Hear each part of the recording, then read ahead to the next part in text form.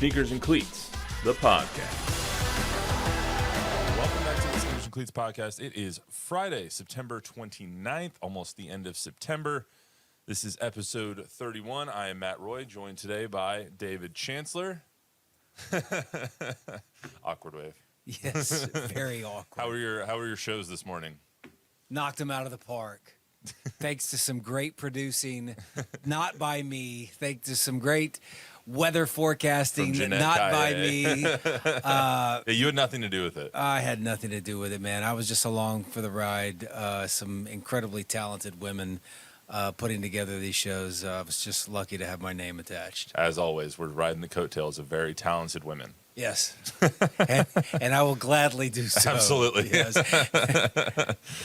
Number 31. So episode 31, number 31. The names I thought of first were John Lester for me, just because I'm a Red Sox fan. Yeah. He was, his whole battle with cancer, came back, helped win World Series and stuff like that. So 31 is like that one. I didn't really come up with a lot of good football numbers. It's not really a football. I think there was a cowboy named Benny Barnes. I think Benny Barnes was number 31. This is late 70s, early 80s.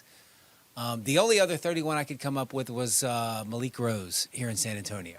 Okay. See, you're getting Cowboys and local guys. I thought of Reggie Miller was another one I thought of. Well, that he might be the most famous. He might be the 31. I mean, I mean, yeah. 31's not a number that you have like Michael Jordan or Magic Johnson on. Here's a weird thing. So Reggie is, long before Steph Curry, right?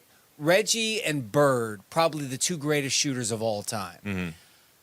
If you asked me, who's your top 10, who's your top 20, who's your top 30, I don't know where Reggie Miller would fall in, but I probably would have to be prompted to put his name down just because I never think of him. Which is wild because he played for so long in the league, and he played in so many huge games in the Eastern Conference. But it's that whole thing, and I hate being this cliche, but the fact that he didn't win a ring, it's like, how good was he? He was great. He's great. He was gret. Yeah. And the old joke was always, but he wasn't as good as his sister. He might not. Which I don't even know if that's a joke. I don't think it's a joke, actually. I think Cheryl Miller was fantastic. For somebody who's like, what are you talking about? Google Cheryl Miller. Yeah, she was a beast. Lady could ball. Yeah, absolutely. They made each other better. Iron sharpens iron. But Greg Maddux and Mike Piazza are two other names. Oh, there you go. So Mike Piazza might be the one, just because. And can't go wrong with Greg Maddux. So huge show that we got today. We're talking Cowboys. Obviously, they try and rebound from their loss to the Cardinals, and I have a little guest on the pod, not so little, but a guest on the podcast today, Jerome Bettis. I was able to sit down with him on Wednesday, the current Hall of Famer. Kind of talk to him a little bit, and usually when you get offered an interview with a Hall of Famer, you don't say no. So I know he's a Steeler in Cowboys country, but still, is he cool? He's awesome. Yeah, he's awesome. He's speaking on behalf of AirServe, so talked a little bit about his company he's supporting, but talked a lot about the Cowboys and some topics we're going to get into. Okay. So it was nice to talk to the bus. We'll get that interview in, but first we got to talk about the new saga in the NFL. NFL Taylor's version. It's the saga. It's the saga. Are your daughter and Aubrey, are they Swifties? They are. They are. My daughter. What's weird with my daughter, by the way, is 12. So 4 or 5 years ago, when she just started to really start listening to music, like, she was huge. I mean, every time it came on and she would sing it and it was cute and all that kind of stuff. Not that it's not cute now. But I thought there was a little period where she was like, oh, it's not cool anymore. Like, she was listening to rap and all kinds of things. And, I'm always like, I always ask my kids, by the way, I'm like, can we not listen to a little 80s hair band music? I mean, can we get and we fight all the time about rappers. I'm like, do you guys listen to Eminem? No. You listen to Tupac? No. Do you listen to Biggie? No. Then you're not listening to rap. You're not listening to, don't give me a little. I'm not listening to a rapper with a little in their name. I don't need that. LIL. But once again, we got off topic. So I didn't know that she was a fan. And then when she started touring, my wife started making plans to go, and I realized, it had never gone away. she was just talking about other artists more, but like she was still number one, Taylor Swift fan. So to answer your question, they're big huge. Swifties. They're huge into it. So how invested in like this saga are they? Are they more invested in like the NFL now because Taylor Swift is dating Travis Kelce allegedly? No, Or but- do you think they will be as it continues to progress? No, I don't. They have no interest in Travis Kelce, although my wife wanted to tell me all about, the fact that she knew. It was my wife and my mother-in-law, actually, wanted to tell me how they know about Jason Kelce and the mom and all of that. But Aubrey sent me a meme, and it's going around. I'm sure everybody's seen it by now, but it's a video where a guy comes home. He's in a military uniform. He's coming home from work, and his wife is bombarding him with all of this Travis Kelce knowledge, Right. and how Taylor Swift made Travis Kelce, and So funny. And the guy's like, he's rolling his eyes and all that. All that said, I mean, dude, let's not be Neanderthals here. I mean, Taylor Swift she makes anybody. Yeah. She's the most. I actually had this conversation the other night at dinner. Is she one of the most 5 famous people on planet Earth? So, Yes. you want to do it? Let's go through 5. Let's go through 5. I mean, no order here. No order. I think the Pope is Yeah. is probably. I think Obama is probably up there.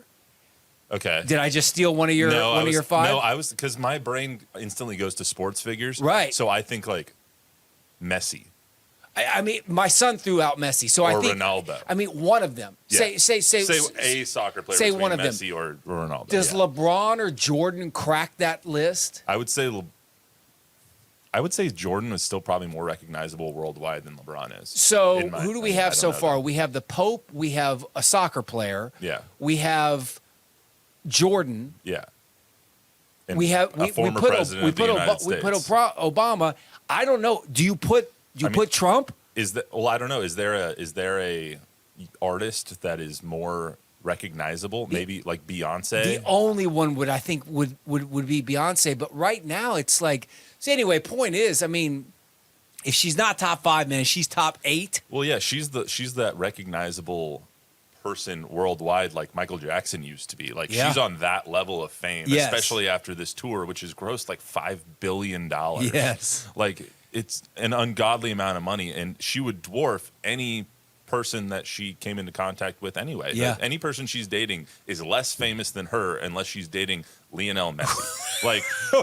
like any person Here's in the Taylor world. Swift and the Pope. Yeah, like, they're on par. that's the only person that she would not make more famous. But isn't it odd? Like, as great as Travis Kelce is for football dudes, Yeah. right? He's nothing in the world of famous. Yeah, he's like 100 times. He plays in less the famous. middle of the country. Yeah. Like, Sorry, Kansas City. so listen, my Uncle Mike lives there. Shout out to Uncle Mike. Shout out Jordan. Her whole family lives there. They're great. I love them, but like, I mean, it's. She's not dating him. She's Right. not dating Mahomes. She's not dating him. He's dating her apparently for the clout. Oh, is that the? I'm here for it, and I guess as we do this right now, the buzz is that she's supposed to be there Sunday night. So I texted Don. So Don's our everyone knows Don. He's doing. He sports. was number 6 on the top 5 most famous list. Maybe 7, but Chuck's number 7. So they're doing Sunday Night Football leads into News 4, obviously. Yeah. And I texted Don, and I was like, you guys are going to have the biggest lead-in of Ever. all time Ever. on Sunday Night Football because every single Swiftie is going to be watching the Sunday Night Football game. I'm sorry you have to be exposed to Zach Wilson, but you're going to be watching a blowout and just hoping for glimpses of Taylor Swift. The idea that the ticket sales went up by 40% because she might be there. Like, why are you buying it? This is where I'm like, I don't understand this. If I'm a Swiftie, why am I buying a ticket to a football game I have no interest in going to, just on the hopes that I might see a glimpse of her up in a box with a pair of binoculars? It went. I think I saw it earlier this week. The lowest price ticket went from $83 to $117. So that's what, a $34 difference. Yeah. Just because she was going to maybe be there. If we're being honest, we lost all reason to really watch. It's going to be an awful game. Oh, it's going to be horrible. But she's so was the Bears game. right, And it was the highest watched game of the season so Right. far because she was there. I think it was 23.4 million people watched a 41-10 game that was 41-3 at one point. Yeah. Because Taylor Swift was in the box. Look, I'm here for it. I like this kind of stuff. I like, in all seriousness, I like hype and fun, and I don't need to act like a week 3 football game in the NFL is the end all be all. It's not. Like, it's just not. It's entertainment. That's what I think. Some of you dudes that are like, just totally looking down on, for lack of better terms, it's lighten up. All the people that are like, "Give me back to the game. I don't care." It's like, just get over For it. what? What do you want to go back and see? Yeah, like more football? They did show her an ungodly amount on broadcast. I will say that maybe it was a tad overdone. I did think it was pretty cool that the two things that I saw, I don't know if they were on the broadcast or if they were just internet things. The two coolest things that I saw with her that day were a video of Mahomes with Kelce on the sidelines turning and waving. So I assumed that's who he was waving to. Yeah, Otherwise he was waving at Travis's mom. And number 2, which he should, of course. Donna Kelce is Mom the star first. that all of us need. Couldn't remember that her name was Donna. And then the second thing I thought was really cool was the fact that she was picking up all the stuff, picking up cups and things. And again, the haters are going to say, dude, what do you think? Like, she's a human being. She can't pick up her own stuff. Yes, I think she can pick up her own stuff. Do I think she needs to? I think there's probably people on her payroll that do pick up all of her stuff. But I thought it was super cool. There was a couple of things that from that game and this week that I thought were really, really funny. The fact that everyone thought she left that booth in a popcorn machine. So stupid. It's like, what are you guys doing? She didn't leave in a popcorn thing. Like, just she wants to be seen. No, I don't know if she wants to be seen, but there was enough people outside of that box that would have seen her if she did leave. So, I guess they might have a theory, but there's probably a back door, guys. Like, get over yourself. Sure. And the second thing was all the Swifties that don't know football coming out and like people explaining what football is to them, like on the New Heights podcast with Travis and Jason, they took like the no dumb questions and people are asking what a down is. They're trying to explain what a down is, and they're like, it's a down. Like I don't know how to explain this to you. It's a try. It's an attempt. It's like sitting next to somebody who doesn't know at the Super Bowl, and that happens every year. My wife always comes up with, and she knows football, but it's always an interesting observation from somebody who doesn't just take everything for face value. I do the same thing with soccer. Yeah. Like I come up with the most brilliant questions about soccer, and a soccer fan's like, oh my God, stop, dude, just take the game. To be honest, that's how I am with hockey. Too. I'm not a hockey guy. Like I like watching it if you're in the stadium. I like watching the fights. Just give me the goals and the fights. Goals and fights. It's a great TikTok sport. Just bing, bang, bang, let's go. Exactly. So overall, I think that Taylor dating Travis is probably really good for the NFL and as a whole, just because you're getting a whole new audience. Yeah. It sucks that they're being exposed to Justin Fields and Zach Wilson right off the bat, but maybe eventually if they stick around for a couple of games, they'll see a good one. Well, so there's the question. So how long we got? I don't know. The Chiefs play the Broncos in 2 weeks, so that's going to be horrible. And then they play the Broncos again 2 weeks after that. So it's not going that long. No, it's not going to. It's not going that long. What do you mean, Matt? No. So my wife and I had a bet that we made it on Monday night. I said it would go 2 more weeks. She said it would go till my son's birthday, which is November 3rd. So she's got a full month. I have. So the Chiefs have who? They have the Jets this week, and then do we know who they play the following week? Give me 10 seconds. So that's what I'm thinking is the cutoff here. Is next week?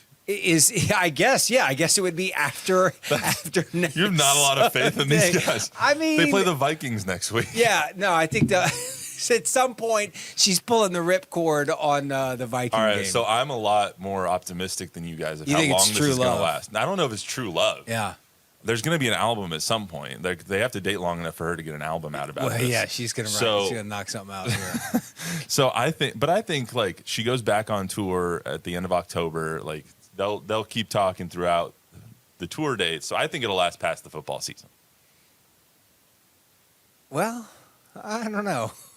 We'll see. You think Taylor's going to break up with him like before the Chiefs go to the Super Bowl? Oh, that's an interesting. What you just said. You think Taylor's going to break up with him? Oh, absolutely. See, I don't see this at all. He's going to dump her, Matt. How? Oh, absolutely. Why? He is the most alpha of alphas. She is. We just talked about her. Oh, alpha. I know she's great. She's the top 5 most recognizable person in the world. Yes, and you don't break up with that. Oh, you do though, because that gives you total clout. Oh, stop it. You think that the New Heights podcast will have to stop being in existence if he breaks up with her? They will.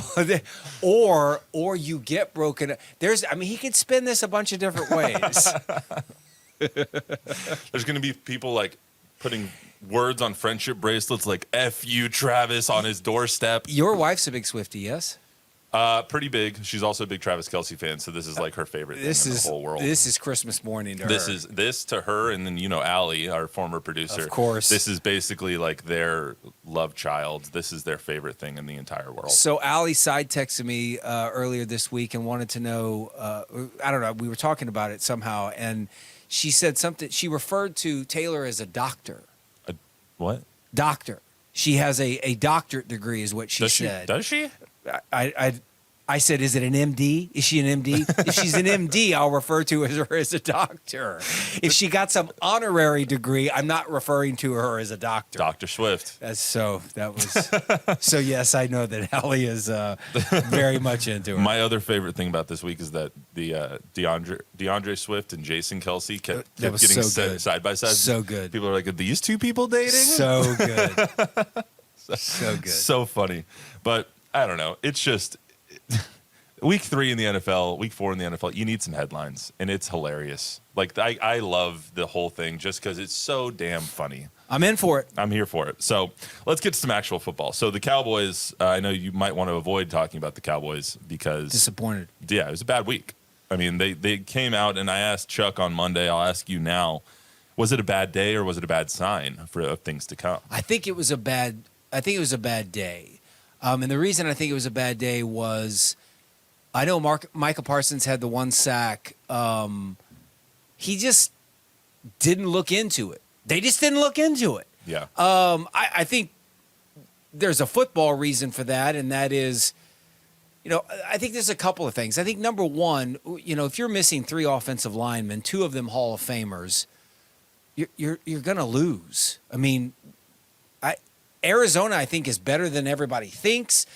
However, if they're exactly what we thought they were, they're still NFL players. And if you're missing 3 guys, and 2 of which are going to get gold jackets, you're probably not going to be as effective on offense. And that certainly affects the defense. I mean, that's been well documented. I also think this. I think when you go to a stadium, I had a buddy that was there at the stadium as a fan. By his estimation, 75% of the stadium was cheering for the Cowboys. And it started early and it continued late. And they booed them. They booed the Cardinals. They booed the Cardinals in their own gym, in their own arena when they were introduced. I think that pisses you off, obviously, if you are the home team. And so I think there's a culmination of a lot of things happening. I think the fact that Micah Parsons and the rest of the defense kind of comes in. I think there's a hangover, obviously, from Trayvon Diggs. I think there's a bit of that. All of those factors added up to a bad day. Well, we also talked about the Cowboys. You can't go from, I think they're the best team in the NFL to, wow, they're absolutely awful. No, absolutely not. And that's why I was trying not to overreact on Monday, but you can't, we buried the Cardinals when they put Kyler on IR Yeah. and they started trading away players. They he's should saying be that losing. They're openly tanking. They should be losing to get Caleb Williams. They might be openly tanking, but that doesn't Not mean well. that they don't have pride. You can't be worse than the Bears are. So, they might be tanking, but they still have pride as NFL players. And we buried them all week. Yeah. They were 11-point, 12-point underdogs all week long, like since the outset. And then Trayvon Diggs goes out, and then they shrink to like, I think it was 10.5 is what the line closed at. But nobody gave them a chance in hell to win that game. Yeah. And then they come out, and obviously they're going to put their best foot forward. They did against the Giants the week before. They just couldn't close it out. So the Cardinals, like most NFL teams, have pride, and they're going to try and win, except if you're the Broncos. The people that say that it was a bad sign, I'm one of the people that say it's a bad sign, just because of the things that I've seen throughout the 3 weeks, but not because of what happened because of what happened on Sunday. Like Sunday was a bad day for sure, but it showed deeper issues that they have. They can't stop the run at all. Even though they have Mozzie now, even though they have Jonathan Hankins now, they can't stop the run because everyone's running directly at Micah Parsons. They can't, or their DBs are suspect now that Trayvon isn't there. They don't have the depth, I guess. It looks like they're starting to not have the depth. Maybe Deron Bland is going to step up, but I don't know if he's going to step up. I think it was a bad sign and not just a bad day. So the running at Micah Parsons is an interesting thing because that's not new, right? That's been right, and that was their issue last year. That's been the knock on them. And the only thing is, when you start looking at all this, and you're 100% right. That was an issue. That was an issue. Depth is an issue. Are they, as good without this? All of that's true. But then you start to ask yourself this, or at least I do, because I don't agree with you in the idea that it's a bad sign. I've watched Philadelphia every week. They have a lot of issues. They have a lot of issues that come to play that nobody ever seems to talk about because they're 3-0 and it just keeps getting glossed over. I think the Niners have some issues, but those also keep getting glossed over. The more you win, the more glossed over you do. It's true. You go back to the game last year, the playoff game, Niners and Cowboys, right? Couldn't stop the run. Didn't seem to matter, though, because they were in the game in the fourth quarter. And that's essentially all you want.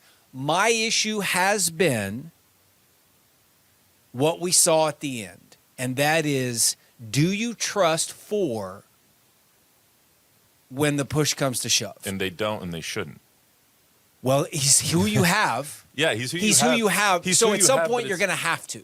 You're going to have to, but they put themselves in a position where the defense can't have a bad day. What I find is offensively right now, and this is different than last year because last year they were number 1 and everything was rolling. They were number 1 in the red zone. They were number 1 in overall offense. I think they were number 1 in scoring.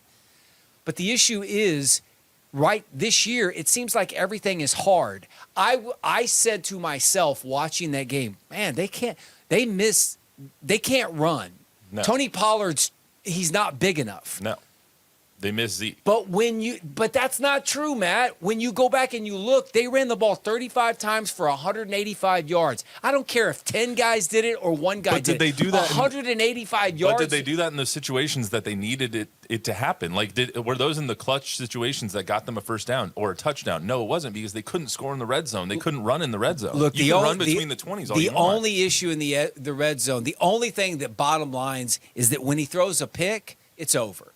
If he throws a touchdown, then you have life. That's how I look at those games. I think you can go back and look at every single negative play for every team and say, oh, that's an issue, or, wow, he's not clutch. They were in a position to make it close despite having 3 offensive linemen, starting offensive linemen out of the game, and their starting cornerback gone for the year, and that's a hangover. But that shows that the depth on the offensive line is also really, really a question. Nobody has 10 offensive linemen that are good. Yeah, but Tyron Smith, you knew he was going to get hurt, sadly.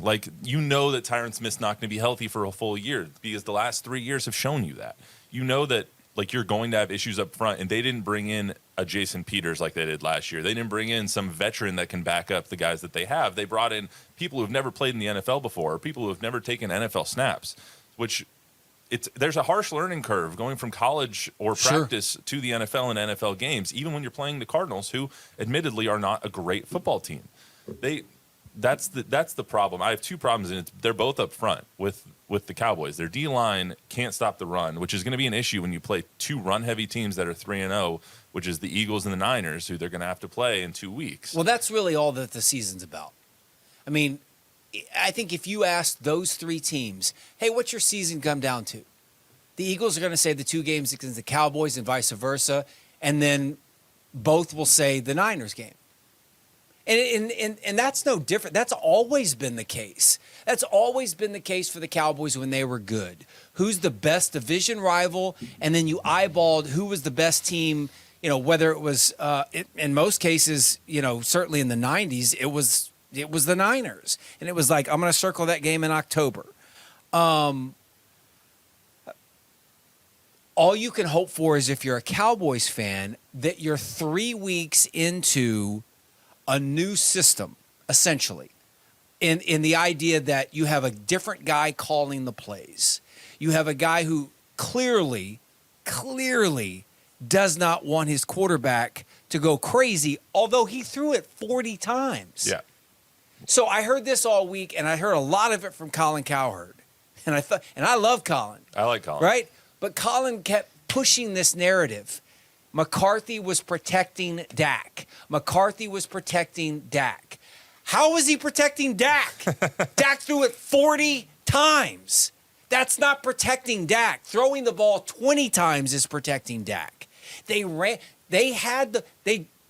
one thing that I completely agree with you on is stopping the run. If they don't stop the run, then they lose time of possession. They lose all their ability to wreak havoc. They lose their ability to create turnovers, and that is their issue. If their defense isn't going 100 miles an hour, they're not the same football team. So getting to the game this week, they're playing another run-heavy team. Ramondre Stevenson and the Patriots coming in, Zeke Elliott and the Patriots coming in. How do you see the game going if they can't stop the run against a team that wants to shove the ball right down your throat?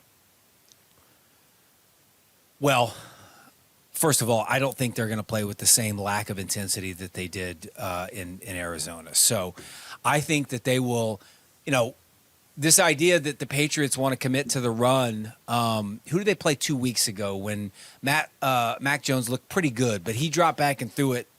I think they were playing the Dolphins. I don't remember. No. They played the Dolphins and the Eagles week 1 and 2. Eagles week 1, Dolphins week 2. Maybe it Jets was the Eagles Jets game. Week 3. They threw more than I anticipated. In the second half, more that I thought. And I think that if you're Dallas, you can get you want to control the ball, you want to get ahead, and then you want to make him drop back. I mean, that's the only way to fight your weakness, which is stopping the run. Yeah, and the Patriots aren't a great football team, but they're good enough to take advantage of your weaknesses. And when their strengths line up with your weaknesses, it makes for an interesting game. I mean, the Cowboys are still favored by 6.5 points this week. I think we all expect the Cowboys to win. You said it before. You expected the Cowboys to maybe lose against the Cardinals. I thought that they would lose this week against the Patriots. But like when we were talking about it before the season, I figured that there was going to be a trap game before the Niners. They play the Niners next week in San Francisco. It's a huge game that might be for the 1 seed in the NFC. If the Niners can slip up every now and then. But this game I thought was going to be tough just because of it. Like, styles make fights, and this is going to be a fight that Bill Belichick is going to prey on your weaknesses. Well, you keep saying that. You use that word weakness, and I'll go back to what I think is really it's the most interesting storyline. I don't know if it's in football, but it's certainly for Cowboys fans. What is their weakness? Because when you say Belichick's going to latch on and expose their weakness, there is a faction of fans who would say Dak is their weakness. He's going to figure out, and that is his area of expertise, he is going to put Dak in uncomfortable positions, things he's going to take away CeeDee Lamb. He's going to put Christian Gonzalez right on CeeDee Lamb. He's going to take away what you do best and make you go to what you don't do very well at all. And when you look at that, he's going to make Dak make quick decisions. And we've seen that doesn't always go very well. To say it lightly. But I wish I don't feel like we've seen, and I thought Tony Pollard played pretty well the other day. I'd like to see him out in space. I think they need to figure out a way to get him involved, and the ball in his hands where he's not running into a mass of meat. Yeah, I think we've kind of, sadly, we've seen that Tony Pollard's more of a thunder and lightning person. Yeah. Someone that needs the thunder instead of just being by yourself. It doesn't seem like he can be that featured back like Derrick Henry that gets the ball. Well, good thing they just gave him $10 million and that's it. Well, yeah, just 1 year. So, I mean, that's. What do you think of? Because obviously one of the main storylines here is Zeke coming back to Dallas. Yeah. How do you think Zeke is going to fare in this game? And do you think that the Cowboys? I think Jerry Jones kind of said it earlier this week without putting the cat too far out of the bag, that they're going to have a tribute video, and they're probably going to, give him a standing O before the game and all that stuff. What do you think about like that Zeke revenge factor coming into this matchup? Yeah, I mean, I think he'll be. I don't know if I don't think there's a negative feeling. I think he's, all the comments and things. I mean, sure, deep down, of course. I mean, if you get fired, you're not loving that company. So I think there's an element of that. I don't know if he has it though. Like, what do you mean? I mean, they got rid of him for a reason, and we've seen that now for 2 or 3 years. And so this idea of, Zeke's going to come back. This isn't rookie Zeke. Like, okay, come back. Come back and do what you're going to do. I know what you're going to do. You're going to take the ball from Mac Jones. You're going to run into the line, and you're going to act like you give it everything you got for 2 yards. And then you're going to do it again, and then you're going to do it again, and then they're going to punt. Because I saw that for the last 3 or 4 years. And if you did manage to get through the line, you don't have the breakaway speed anymore. I liked Zeke. I thought, I loved the pick when it happened. But this idea that he is, by any stretch, like this unbelievably go down in the annals of Dallas Cowboy history as one of the great players in that franchise, that's not true.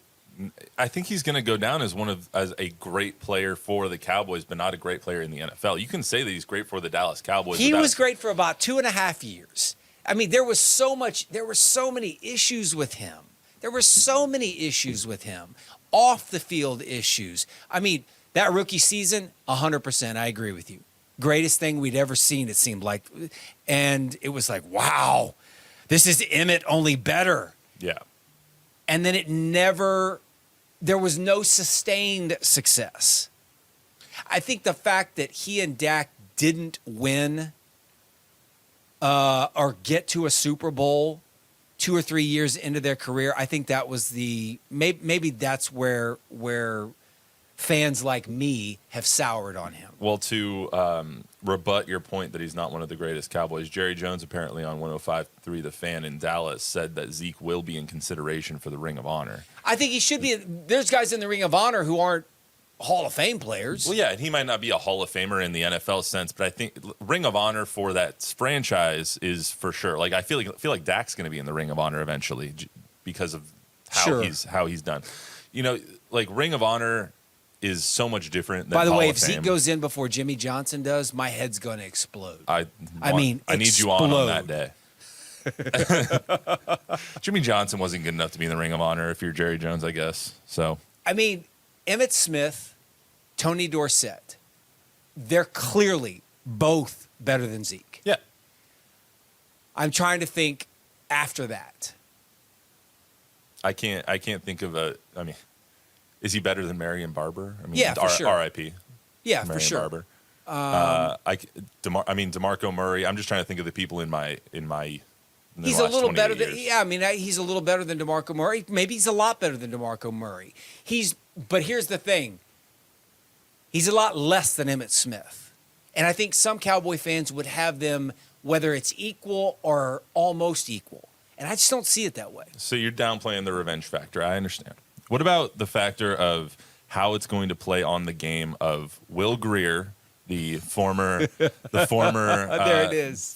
fourth pick or fourth quarterback on the Cowboys, now going to the Patriots, Yeah. Zeke now on the Patriots, and how much intel they give between the two of them on signs, on player tendencies, on anything happens, like that. I think it happens all the time in the NFL. Do you think that'll be a factor? I don't at think all? it's a factor at all.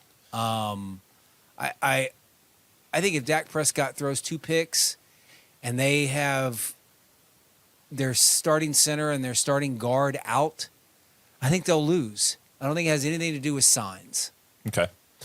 I can guarantee you, Matt, and you can too. You know Micah Parsons is going to come with the thunder this week. I would be surprised if he doesn't have a sack or two. He will play like his hair is on fire.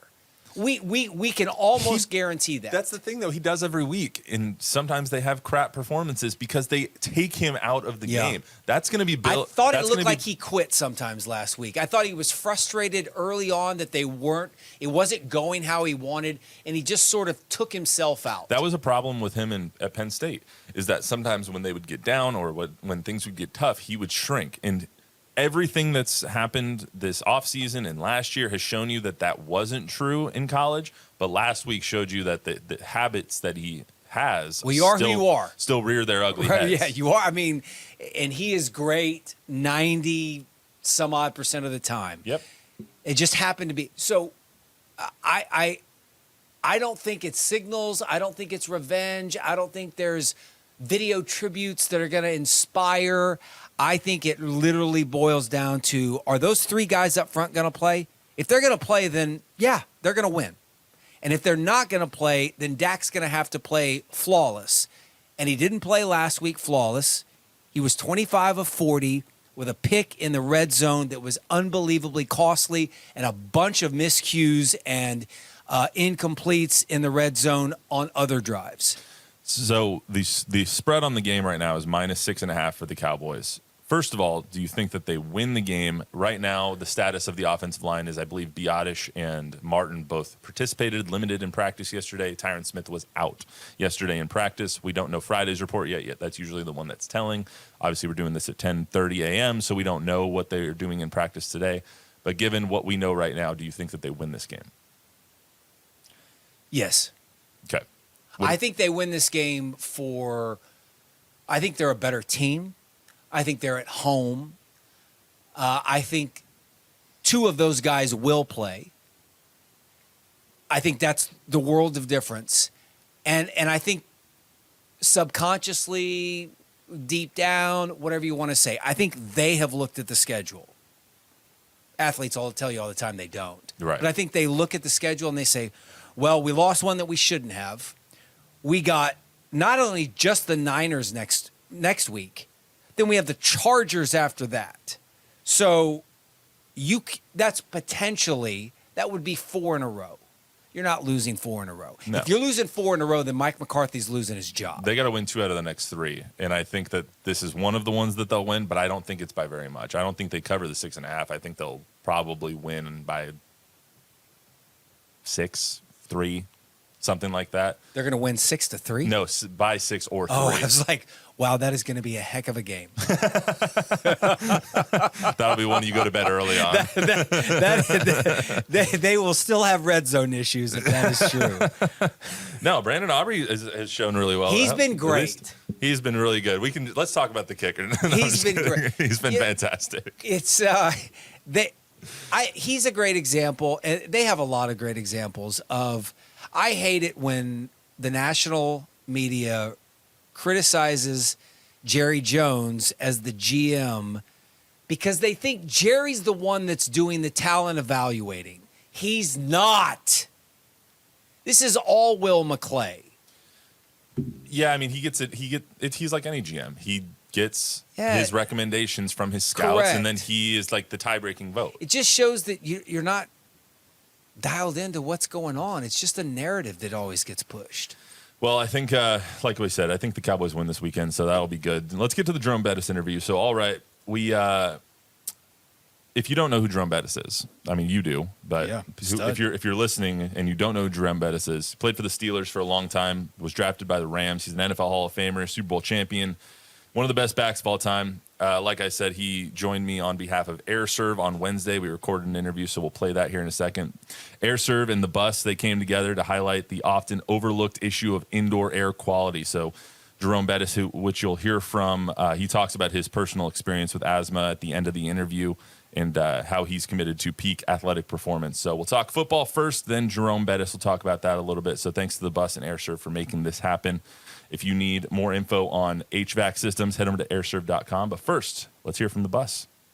Well, welcome to the bus. I gotta ask you, how did you get the name the bus? Like, where did that come from? Actually, the nickname the bus came from Notre Dame. When I was at Notre Dame, someone in the student body newspaper wrote an article, said that I reminded them of the bus. I don't know if it was me taking people to school or running. I don't know quite what the correlation was, but the student body used to have a chant, "Nobody stops the bus." And when I got to Pittsburgh, there was a former Notre Dame coach who ran into me and he yelled, "Hey, Bussy." And then the announcers for the Steelers heard him call me Bussy. And then the next telecast, that first preseason game, they said, "Oh, yeah, his nickname is the Bus." And then that was it. But it started at Notre Dame. Helps that you ran a lot of people over too. So yeah, it didn't hurt that I had black and yellow on. Right. Well, I mean, your career goes without speaking. Hall of Fame running back, 13,500 plus yards. I mean, all the accolades in the world. Hall of Famer, Super Bowl champ. I wanted to ask you, with the NFL season right now, full swing, I want to do a little bit of good, bad, and ugly with you. What have you seen? Sure. What's the good so far for this NFL season? The good is, watching the Miami Dolphins, watching a high-powered offense go and be that efficient and effective and fast and it just incredible. That's the good, amazingly good. As a Broncos fan, I disagree, but no, I'm just kidding. I'm just kidding. I'm just kidding. I mean, I'm not salty still that you beat the Broncos in that 2005 championship game. So I'm not salty about that at all. Don't worry. Hey, you guys came to our place and beat us. You remember that? And yeah. You guys went on to win a championship. I remember it. I was hurt. Yeah, I mean that's probably the only reason we won too, because you weren't there. What's the bad so far for you? The bad is looking at a dysfunctional Chicago Bear team kind of implode from the inside out, and just you make matters worse. Things getting stolen from the organization. Just things just from bad to worse, and I think that's as bad as it gets. And then how about the ugly? I mean, there hasn't been too many ugly things, but what about for you this season? The ugly was how the Steelers got punched in the mouth week one. It was just ugly. And now you've seen them rebound and play much better. But it was a very ugly moment, if you will, for Steeler Nation to see that. I wanted to ask you, obviously, we're here in San Antonio. We're smack dab in the middle of Cowboys country. They basically have a hype machine that just runs around them at all times. I mean, everybody, if you want clicks, you just talk about the Cowboys, it seems like. Why do you think that is, as someone who's seen it, lived it, and played against them so many years? Well, I think it's like that because the Cowboys, they have not had the success in the last 30 years. But people celebrate them as if they have. So then you have people who don't like them and that acknowledge that, hey, man, you guys haven't won a thing. And then you have the fans that are diehard fans are saying, yeah, but we're the Dallas Cowboys. So you've got this energy that goes back and forth. And if they could ever win, then it would go haywire, but they haven't been able to, and I think that's part of what makes this such a lightning rod conversation. So I got to ask you, this week the Cowboys playing the Patriots. Patriots obviously have Zeke Elliott now. How do you players kind of get motivation from that? Do they, or is it like you want to get revenge on your old team that might have dropped you? How does an NFL player think about that? Absolutely. So I got traded from the Rams to the Steelers, and that first year we played the Rams in Pittsburgh, and I was at a 10 in terms of wanting to get that revenge, get that payback, wanting to show that team that, what, I still have a lot left in the tank. You made a mistake by getting rid of me. So that's what you better believe. That's what on Ezekiel Elliott's mind, that he wants to show the Cowboys that I still have a lot of tread left. I'm still a quality football player, and I want you guys to pay for getting rid of me. You think the Rams regretted trading you after that? You know what? That's a good question. I don't know. I think, they went on a couple of years later. They get, that led them to end up getting Marshall Faulk down the road and then winning the championship. So it was, I don't know if they regret it, but it wasn't one of their best trades. Let's put it that way. I mean, you guys both got Super Bowls out of the deal, so I think it worked out a little bit both ways. Yeah. Oh, absolutely. It definitely worked out both ways. But when you just look at, the best trades, they weren't on the winning side of that.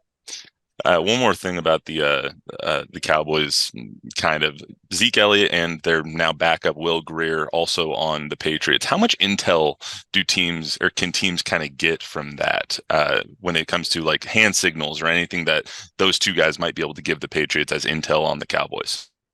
Yeah, maybe not much because all those things change and you can change all those things. But what he can give intel on is the psyche of players and what he likes to do. What is the quarterback's cadence like? Because those things really don't change. Because if you're a quarterback and if you like to say blue go or if you like to say hut, whatever it is that you like to do is what you like to do. And so as a result of that, if I've been with you for 5, 6, 7 years, I know exactly what you like to do and how you do it. So those are some small things that somebody can come in and give some intel about certain positions or a cornerback or a wide receiver. He likes to do this or he likes to do that. So you get an idea, or talk about the offensive lineman. He likes to reach block, but he's not good at under the under block. So certain things you can kind of tell players about individually better than you can collectively as a team.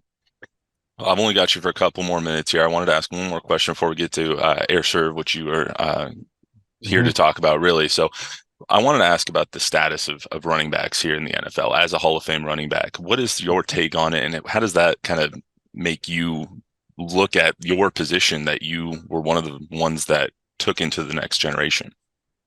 Well, in my era, we had what you call a feature back, right? A guy who could do it all. And then because you had 3 or 4 running backs every year, that was a free feature back that had, a lot of experience, could do everything that you wanted him to do.